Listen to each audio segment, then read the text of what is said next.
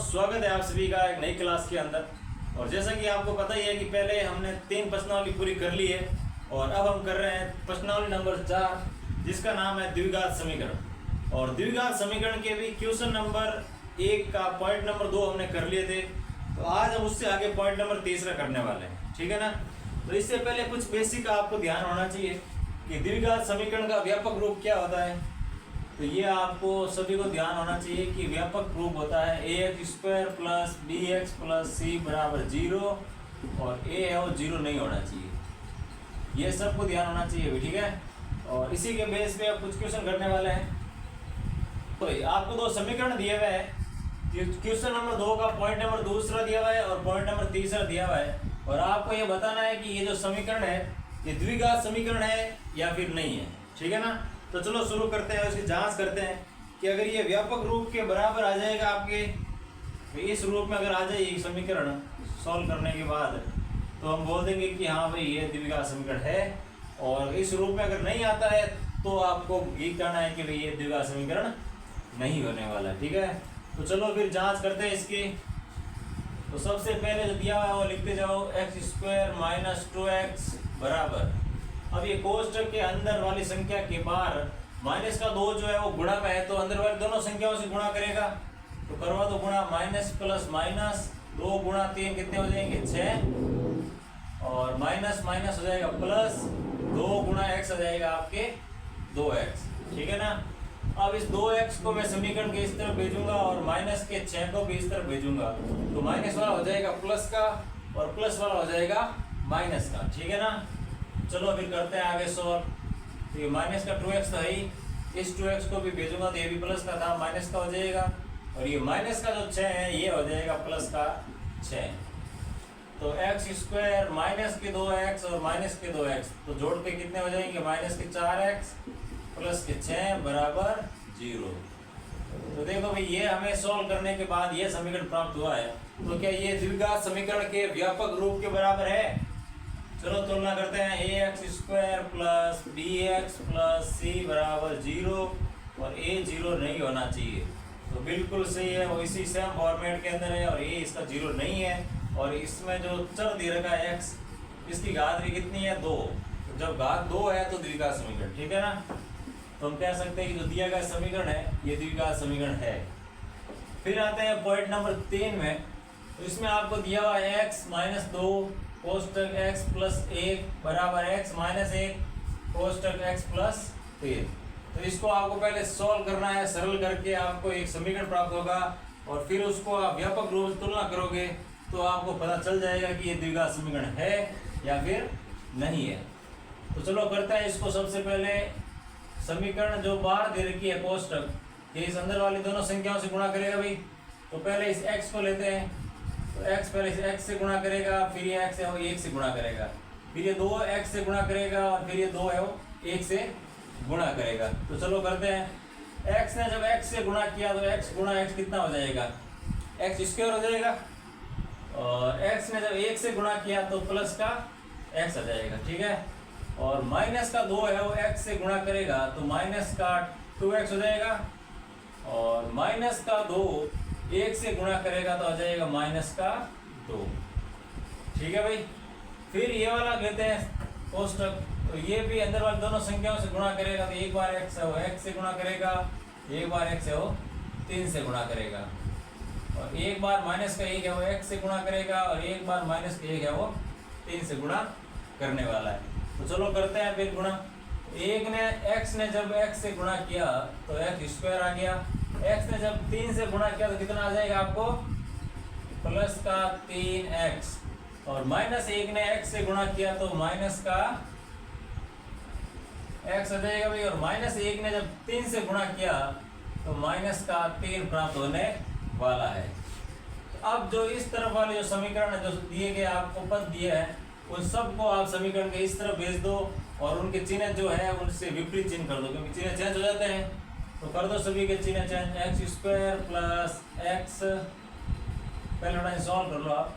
Minus का 2x है और प्लस का x है तो कितना हो जाएगा, माइनस का x और माइनस का 2। इस तरफ भी आपको x² दे रखा है और 3x प्लस का x है वो माइनस का है, तो आपको मिलने वाले हैं प्लस के 2x और माइनस का 3। अब इस तरफ वाले सभी पदों को इस तरफ भेज दो आप, तो कितना हो जाएगा, आपको मिलेगा एक्स स्क्वायर माइनस का एक्स माइनस का 2। अब इस प्लस वाले एक्स स्क्वायर को इस तरफ भेज दिया तो हो गया माइनस का एक्स स्क्वायर, प्लस वाले 2x को समीकरण की दूसरी ओर भेजा तो हो गया माइनस का 2x, और माइनस वाले 3 को समीकरण के दूसरी ओर भेजा तो हो गया प्लस का 3, बराबर में आपको मिला है 0। तो माइनस का एक्स स्क्वायर और प्लस का एक्स स्क्वायर क्या हो जाएगा भाई, कैंसिल, और माइनस का 2x और माइनस का x तो जुड़कर हो जाएंगे माइनस के 3x और प्लस के 3 माइनस के 2, तो लास्ट में मिलेगा आपको प्लस का 1 बराबर 0। यानी कि इस समीकरण आपको सर्व समीकरण दे रखी थी, या जो आपको समीकरण दे रखा था उसको आपने जब सरल किया तो आपको ये प्राप्त हुआ, एंड ऑफ द रिजल्ट। ठीक है, तो ये अब आप इसको व्यापक समीकरण से तुलना करोगे तो x square plus b x plus c बराबर 0, और ए है वो 0 नहीं होना चाहिए। तो क्या इस समीकरण की जो शर्तें हैं इनको लागू कर रहा है ये, तो इसमें समीकरण 2 ए एक्स स्क्वायर है और इसमें स्क्वायर वाला पद है ही नहीं, तो देखते ही हो गया कि यह द्विघात समीकरण होगा भी नहीं। और इसमें एक घात है, इसका मतलब ये रैखिक समीकरण होगा। ठीक है भाई, जिसमें एक घात होती है वो रैखिक समीकरण, जिसमें 2 होती है वो द्विघात समीकरण, और जिसमें 3 घात होती है वो त्रिघात समीकरण। ठीक है ना, तो ये आपकी द्विघात समीकरण नहीं होगा। चलो बढ़ते हैं फिर आगे। हाँ तो भाई आपको 2 समीकरण दे रखे हैं, देखो क्वेश्चन नंबर 1 का पॉइंट नंबर 4 और पॉइंट नंबर 5।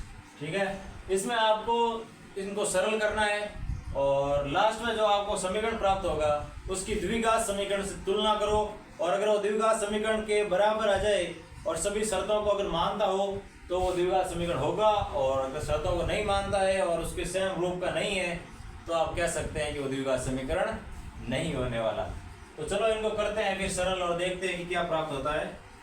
तो सबसे पहले इन दोनों कोष्टकों को गुणा करो आप, तो ये x है वो इन दोनों संख्याओं से गुणा करेगा, तो x ने जब 2x से गुणा किया तो 2x स्क्वायर, और x ने जब 1 से गुणा किया तो x, और माइनस के 3 ने जब 2x से गुणा किया तो माइनस का 6x प्राप्त हो गया भाई, और माइनस के 3 ने प्लस के 1 से गुणा किया तो माइनस का 3 प्राप्त हो गया।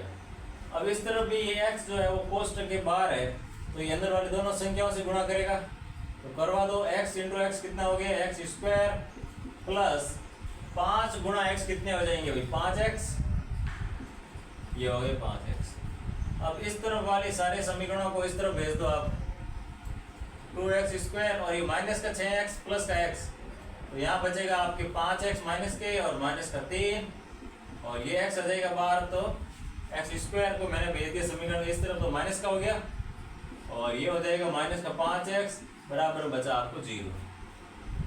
तो ये 2x स्क्वायर और माइनस का x स्क्वायर तो घटाओगे तो पीछे बचेगा आपके पास x स्क्वायर, और माइनस का 5x कितने हो जाएंगे, माइनस के 10x, और माइनस का 3 है ही आपके पास।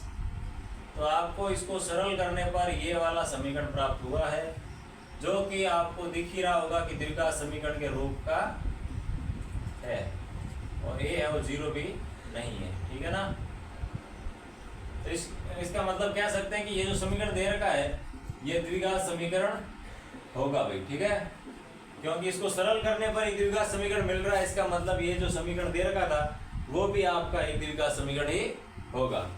अब आ जाओ भाई, पॉइंट नंबर 5 आपको दिया हुआ है 2x माइनस 1 x माइनस 3 बराबर x प्लस 5 x माइनस 1।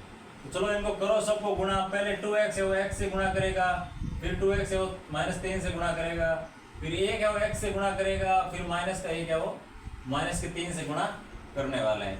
तो चलो करो इनको सॉल्व।